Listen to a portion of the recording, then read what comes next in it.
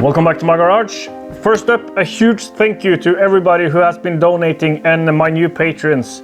Thank you so much for the much for the support, and to everybody watching and commenting, and thank you for all the support.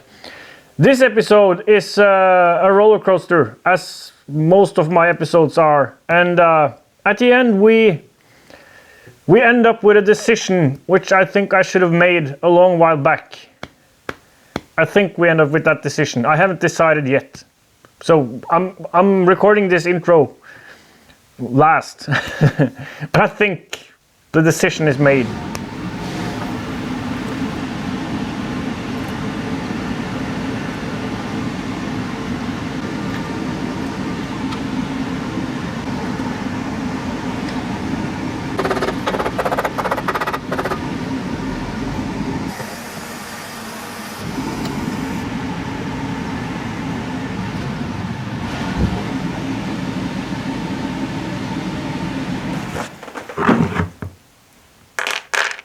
I very much would have preferred like solid bushings like these, like time cert bushings, but I was driving all around the local area yesterday trying to find someone with them in stock, but no luck. But these will work just fine. It's just that these are a nicer solution. There's already one in there from earlier, and I've always meant to replace the bolts with studs and then acorn nuts to keep a good seal, but and that's probably still a good idea, but this will make it much less strip prone.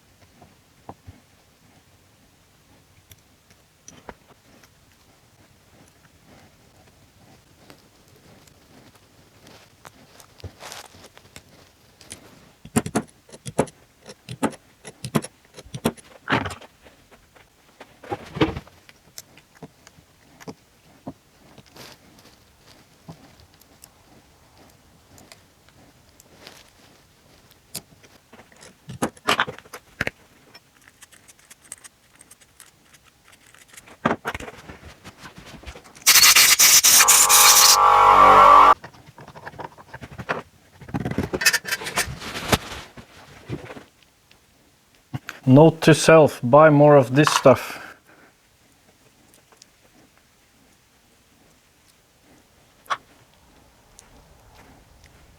I think I'll just have to cut into the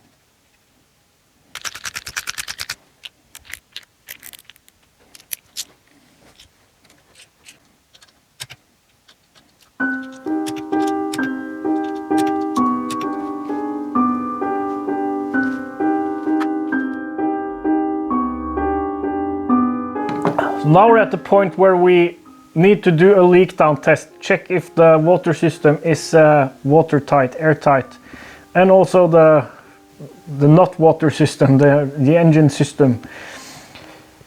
I've already checked, and nope, it's not watertight nor airtight, neither of them. It is airtight and watertight to the outside world, which is actually worse because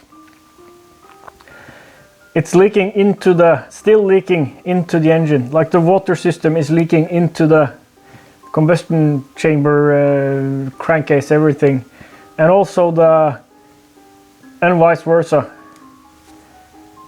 So we'll have to isolate the cylinder and well, I'll show you first. Currently everything is plugged up except for this water in hose, and if I try pumping it up now, so now I'm pumping air into the crankcase. So I can manage about 1.5 psi, and it slowly drops. Now if I block the water in hose and do the same thing like that, so now we're sitting at like 1.5, almost 2 psi, and it stays there.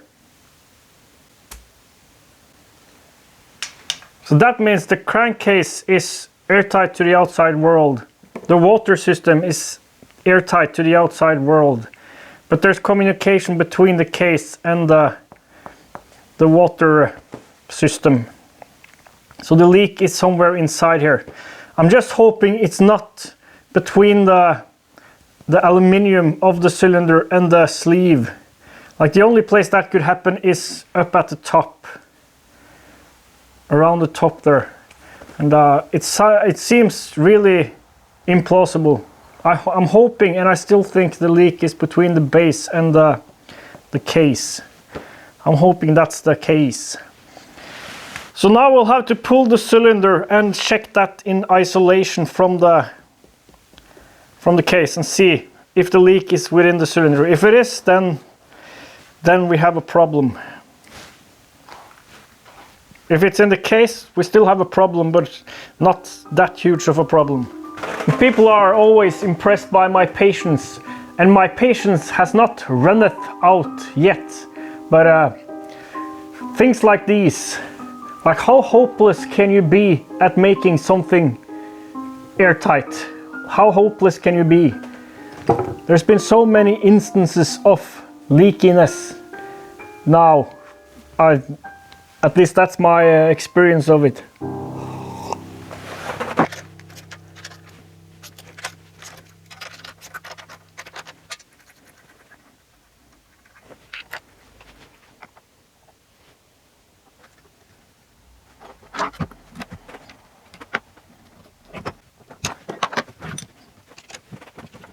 If it's airtight now, then the leak is in the case or between this and the case. Could be between this and the cylinder too. We'll check with some soapy water. It's leaking. It's leaking.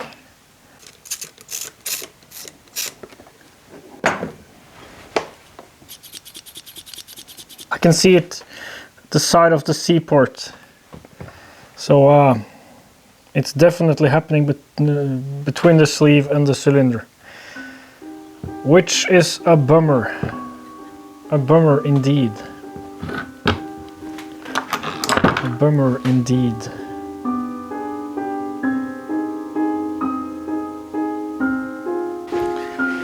I've got this, which I got from someone a long while back when I was casting these cylinders, and this is meant. It's a fluid meant for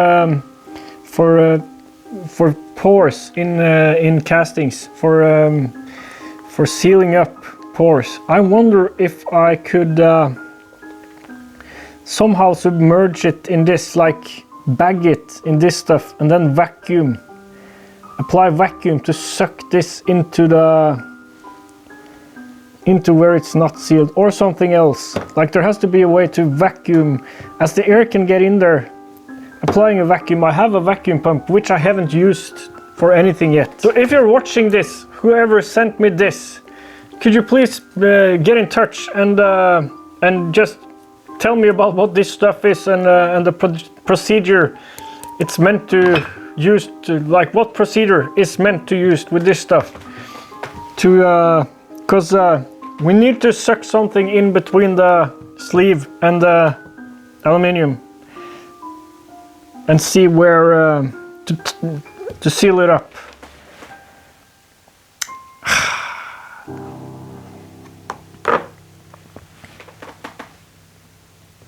The heater is making a lot of noise here, and I'm not sure if you can see this, but the bubbles are coming from this side of the cylinder inside the B transfer channel. There's probably a crack somewhere in that area, or there's actually water coming down from where the sleeve meets the cylinder up here and then traveling down. We'll have to further investigate.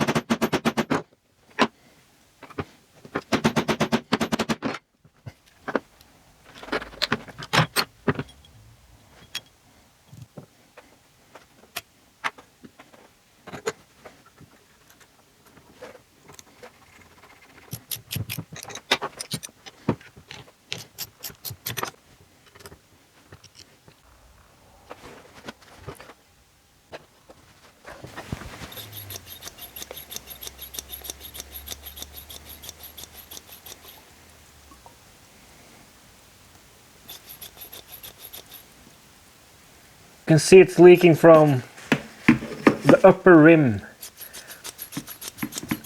and out of that bolt hole.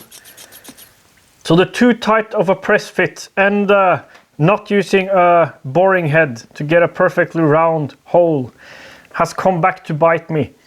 In my defense, I didn't have and still haven't got equipment capable of measuring a 52mm bore accurately. Like I've got snap gauges and stuff, and I could use calipers, but that's not accurate enough for a press fit, for press fit purposes. And that's about to change, and we need to fix this. And the most interesting way to fix this is to submerge the leaky parts of the cylinder in this casting pore sealant stuff, and then use the vacuum pump and suck it into the voids. That's the most correct procedure and the most interesting thing to do. I could also, because yesterday I went and restocked my JB Weld arsenal. We could use the same procedure with JB Weld, like smear the leaky areas with JB Weld as the cylinder, like the cylinder is sitting now, and then apply vacuum in this port versus pressure. I think we're getting closer to the point where we're casting a new cylinder. That vacuum pump was really meant for vacuum casting, applying vacuum to the plaster mold while pouring, to to avoid or to eliminate, to reduce porosity and stuff. Okay, get some fuel, think about it.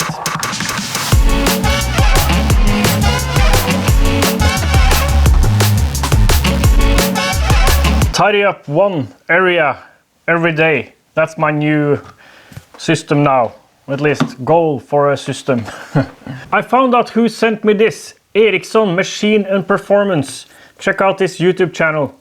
So this was years ago, and this is a micro seal casting sealant. It's like a low viscosity fluid that has high like flows into cracks easily. This is what I'm gonna try to seal that leak. I'm gonna fill up the water jacket with this stuff and then apply vacuum through the port here and have the vacuum draw the liquid into all the nooks and crannies. First we're gonna do the same thing but with acetone to clean all those nooks and crannies, and then dry the cylinder properly. Then draw this stuff in and then clean and let it cure. Should cure in room temperature, so I'll bring it inside into proper room temperature, and hopefully this works. I thought this came with like hose and some fittings and stuff, and it might have done, but I can't find the stuff if it was included in the package. So the problem now is I haven't got fittings that will fit the inlet ports. So I'll have to go and find that. Makes it pretty much impossible for me to post this on Friday today, because I need to also edit and all that stuff. I'll go do that, and I'll meet you back here, and this will probably be a Monday video, maybe Sunday night. 2 hours later and we've got our fitting. It's funny, the place I got this from, which is the go-to place for pneumatic and like everything hose fitting related in my town, they're always so like negative when I get there. So I was like, I need a fitting for this. No, we haven't got that. No, nothing. And I was like, sure you haven't got anything with the same thread and maybe the same cone? And it was like, yeah, well, I'll go look. And of course, they've gotten, this happens every time. Every time I'm asking for something there, he's like immediately, no, haven't got that.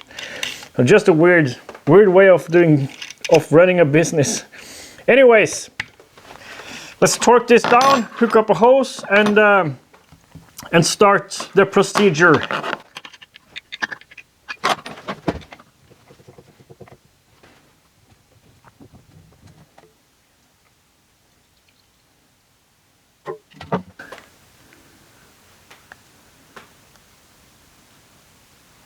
That.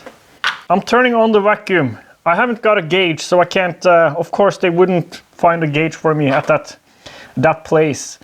So, so I won't know what vacuum we're pulling here. The acetone level should drop.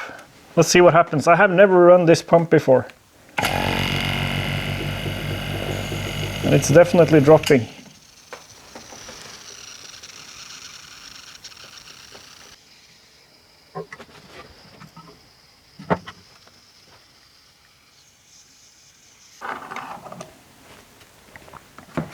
The polycarbonate did not like the acetone, it seems.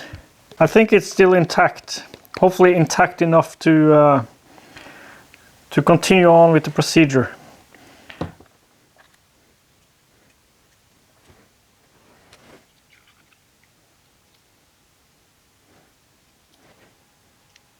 Okay, pull vacuum.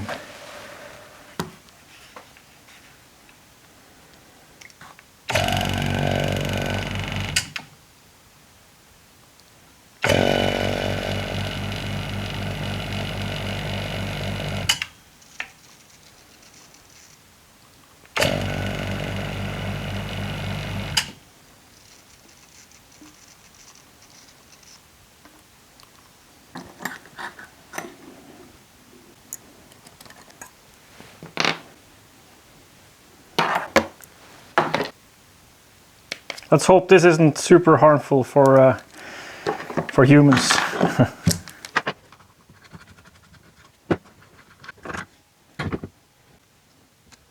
Monday morning. This has been curing all weekend, and now, which is much more than needed, but now there should be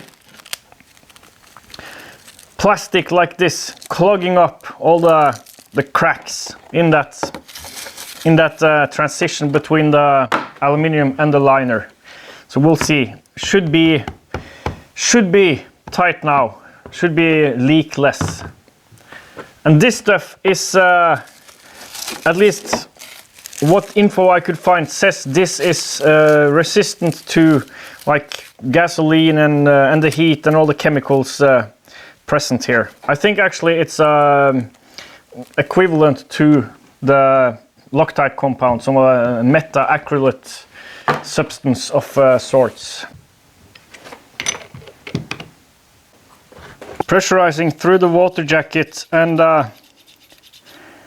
it seems to be holding pressure, but it will drop slowly, like 1 psi in a couple of minutes. So we're gonna fill the bore up with diesel and see if there's bubbles forming. Sounds like it. It's in the exhaust port.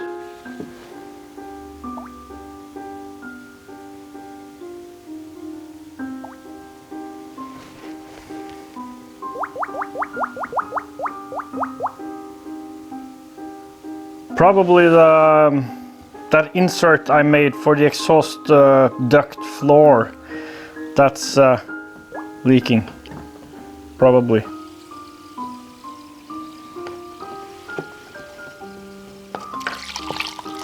It's there, the side of that exhaust port floor, duct floor insert. Okay. So our problem now is with this insert I made to enlarge the exhaust duct further in, like have it not as tight early on. This thing, and it's leaking here. So we're getting close now to where I think it's a good idea to cast a new cylinder or machine a new cylinder, like how I made this one and other variations of the brute force concept. Because there's so many like small things here, small things I've fixed along the way. I think my decision is to start over, build a new cylinder, because now we're just fighting like leaks between things that was a fix for something else, and then fixes here and fixes there, and all the fixes. Like start fresh with something that doesn't need fixes right away, and maybe we can build in some, like have some adjustability built in, like replaceable transfer sides or like something with the exhaust duct, something like that, so we can make adjustments, so not treat it as a final product but a platform to work from. See you next time.